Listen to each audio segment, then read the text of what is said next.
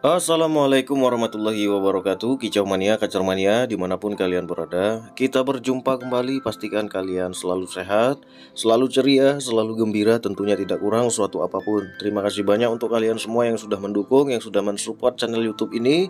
Tanpa kalian channel YouTube ini ya bukan apa-apa, ya kan? Karena kalian sudah bergabung, sudah subscribe di channel YouTube ini. Terima kasih untuk kalian semua. Semoga kalian semuanya sukses, rezekinya lancar, dipermudahkan. Yang belum dapat jodoh, semoga cepet dapat jodohnya. Yang cocok, yang sesuai, ya kan? Dapat jodoh tapi nggak sesuai ya bikin pusing kepala kita, ya kan? Nah, buat kalian yang belum dapat pekerjaan, mudah-mudahan kalian cepet dapat pekerjaan yang halal, gajinya besar, ya kan? Bisa membahagiakan keluarga kalian, menjadi kebanggaan keluarga sebagai suami, ya kan? Seperti biasanya kalian siapkan dulu rokok dan kopi kalian. Rokok dan kopi saya sudah siap semua. Yang belum makan dulu, yang sudah makan ya sudah. Yang minum susu bagus, minum air putih juga bagus. Pokoknya jangan yang memabukkan kalian semua, oke? Pada kesempatan kali ini saya akan membahas satu pembahasan yang ditanyakan teman kita. Ini sangat banyak terjadi dan mudah-mudahan bisa bermanfaat untuk kalian semua. Ingat, ini adalah pembahasan, ya kan? Kalau kalian mau singkat, kemarin ada yang komentar, "Oh, malah langsung aja kepada inti-intinya lah. Jangan kepanjangan." Ya, nonton TikTok saja kalau seperti itu, ya kan? Namanya pembahasan, sesuatu yang dibahas biar paham. Kalau cuman langsung ke intinya ya nggak paham, ya kan? Contoh seperti ini, "Om, burung kacer saya tuh metabolisme tubuhnya lambat. Berikan penjemuran saja, selesai." Ya terus kalian nggak paham kenapa kok diberikan penjemuran, tuh alasannya apa, ya kan? Tentu alasan ini harus dijabarkan supaya besok-besok tahu kalau burung kacer kita metabolisme tubuhnya lambat, kemudian kita berikan penjemuran, kita sudah tahu makna dari penjemuran. Itu biasanya sih yang komen seperti itu, jam terbangnya sudah tinggi, sudah lama bermain burung kacer tapi mentok. Ilmunya itu mentok. Dapat masalah nggak terpecah-pecahkan, akhirnya mencari-cari di YouTube jawaban, tapi pengennya yang singkat. Nah ini kan yang lain jadi nggak paham, ya kan? Kalau kita ikutin yang dia, maka teman-teman yang baru ya tentu nggak akan ngerti. Apalagi teman-teman yang memang pengen cari pemahaman ya nggak akan ngerti kalau seperti itu. Mudah-mudahan bisa diterima, mudah-mudahan bisa dipahami apa yang saya maksud. Oke, pertanyaan ini datang dari sahabat kita. Siapakah itu? Nama akunnya Fathul Mubarak. Mudah-mudahan menyimak. "Bang, mau tanya, kacerku makan ekstra pudingnya itu rakus, dan kalau di MP3 nggak mau bunyi, cuman loncat-loncat. Gimana solusinya?" Oke. Nah, misal seperti ini. Kalau saya langsung berikan solusi, ya udah, berikan saja ekstra puding minim, berikan penjemuran yang agak tinggi. Selesai. Kalian nggak akan paham, ya kan? Kenapa? Alasannya tuh apa kok diberikan penjemuran, kemudian diberikan ekstra puding yang minim, itu alasannya apa? Jadi kita nggak ngerti kan, kondisi yang seperti ini kondisi apa sih? Kalau kita tahu, kita paham kondisi yang seperti ini kondisi apa, maka nggak perlu saya berikan solusi, kalian udah paham, udah ngeh. Oh, berarti saya harus melakukan ini. Berarti rawatan yang harus saya terapkan seperti ini. Jadi kalian sendiri sudah bisa menjawabnya. Langkah-langkah apa yang mesti kalian ambil, kalian akan tahu. Karena apa? Karena dijabarkan, ya kan? Karena diberi tahu kenapa bisa seperti itu. Burung kacer dalam kondisi seperti ini, makan ekstra pudingnya itu rakus sekali. Kemudian biasanya diiringi dengan makan purnya itu nggak mau. Berkurang, minat makan purnya itu berkurang. Dan kita sebagai sang perawat terus ngikutin apa yang dia inginkan.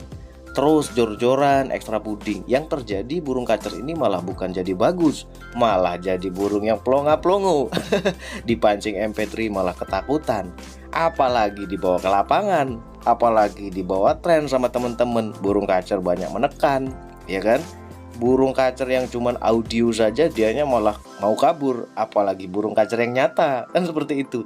Jadi kita harus pahami burung kacer yang seperti ini adalah burung kacer yang gak sehat.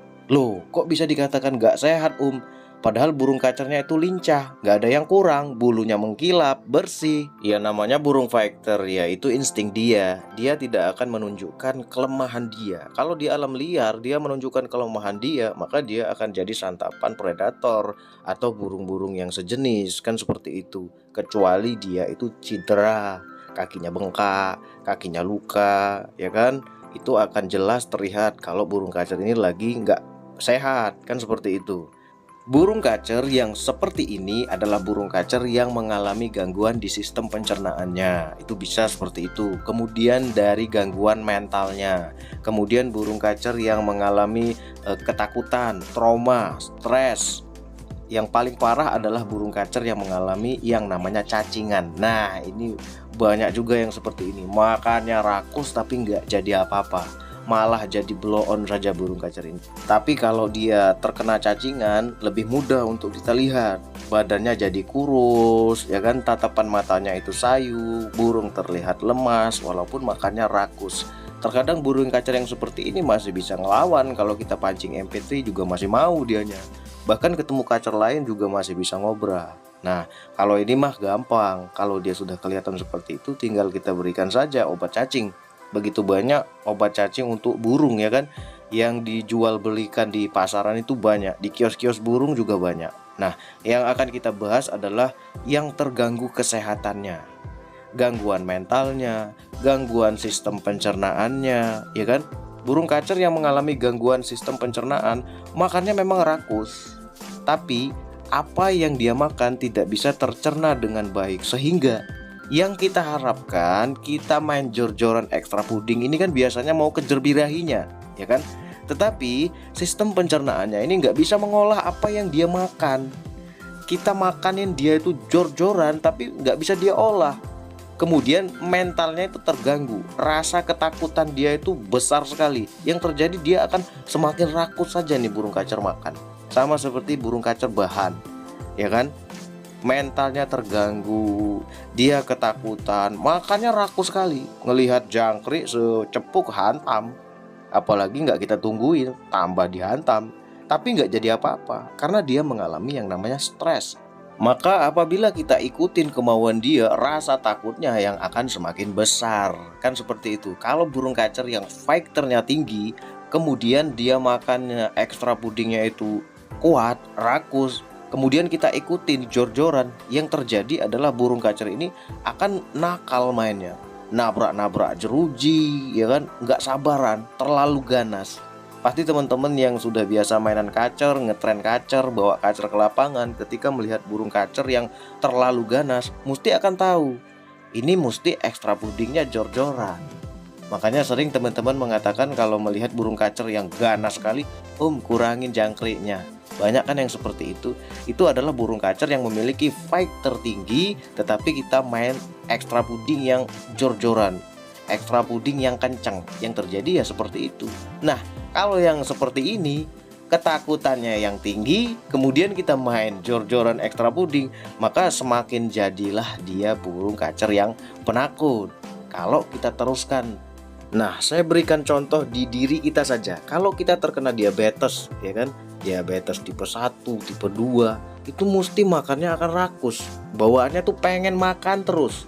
Tapi bisa kita bayangkan, kalau kita kena diabetes, makan rakus ini kita ikutin, apa yang akan terjadi? Diabetesnya akan semakin parah, ya kan? Harusnya apa yang kita makan jadi energi, malah membuat kita semakin malas, semakin lemes, karena kita nggak bisa mengolah apa yang kita makan ini. Tapi nafsu makannya itu tinggi. Nah, kira-kira seperti itu kondisi burung kacer yang seperti ini. Dia udah nggak sehat, kemudian makannya rakus, kemudian kita ikutin, ya terjadilah seperti ini. Maka langkah yang pertama kali yang harus kita lakukan adalah menyehatkan sistem pencernaannya, supaya apa yang dia makan tercerna dengan baik. Kita bisa kurangin ekstra pudingnya. Kalau kita takut, burung kacer saya ini udah makan ekstra pudingnya terlalu kuat, jadi makan purnya itu males. Kemudian kita takut kan untuk mengurangi ekstra pudingnya, takut purnya nggak dimakan, dan berakhir burung kacer ini mati. Itu yang kita takutkan. Maka kita bisa turunkan secara perlahan-lahan. Kalau biasa kita berikan dia itu 8 ekor jangkrik, maka kita bisa turunkan menjadi 3 pagi, 3 sore. Kemudian kalau dia mau makan pur, akan kelihatan dari kotoran. Karena biasanya kita berikan 8 kan, ini kita berikan 3. Nah, kita perhatikan kotorannya.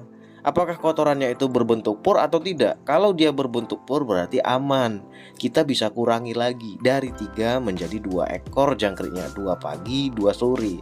Kalau semakin bagus nih kondisinya, maka kita bisa turunkan lagi menjadi 1 ekor pagi dan sore. Kalau burung kacer ini semakin bagus, maka kita bisa nolkan ekstra pudingnya. Nah, disinilah kita bisa merestart pencernaannya. Kenapa dinolkan ekstra pudingnya? Karena por ini mengandung kadar protein yang terbatas, ya kan? Beda dengan si ekstra puding. Semakin banyak ekstra puding yang kita berikan, maka kadar proteinnya akan semakin tinggi. Sedangkan sistem pencernaan yang nggak bisa mencerna protein yang terlalu tinggi, kalau diberikan terus-menerus ya akan menumpuk. Nah, ketika kita berikan 0 ekstra puding dan tanda kalau burung kacer ini mulai sehat, mulai baik, maka dia akan nyepah. Sudah kan saya bahas, tinggal kalian pahami. Dia akan nyepah, dia akan mengeluarkan ampas-ampas atau makanan-makanan ekstra puding yang tidak tercerna dengan baik itu melalui nyepah. Nanti kalian akan bisa perhatikan itu. Kalau perawatan kita benar, kita akan temukan itu. Tapi kalau kita ikutin terus-menerus apa yang dia mau, maka kita nggak akan pernah menemui burung kacer ini bisa jadi bagus. Nah, dalam proses perawatan 0 ekstra puding ini, ya kan, yang sudah kita kurangi menjadi 0 ekstra puding, maka kita harus barengi dengan penjemuran.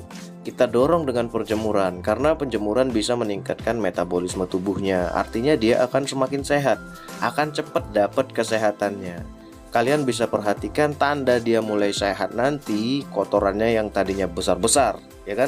Karena dia kan kita nolkan ekstra puding. Pertama dia akan besar-besar, kemudian kita berikan penjemuran yang sesuai, jangan terlalu kencang, maka kotorannya semakin lama semakin mengecil. Kira-kira sebesar biji kedelai. Tahu kan kedelai kan? Untuk tempe itu. Nah, kalau lebih agak kecil sedikit sih bagus, nggak masalah. Pada saat itulah kita baru bisa berikan dia ekstra puding. Nah, dimulai dari berapa Dimulai dari 1 pagi 1 sore untuk jangkriknya. Kemudian bagaimana dengan pemandiannya Nah, pada saat itulah kita bisa berikan pemandian. Tinggal kita atur saja waktunya kapan. Kalau cuaca panas baru kita berikan pemandian. Kalau cuaca hujan jangan kita berikan pemandian.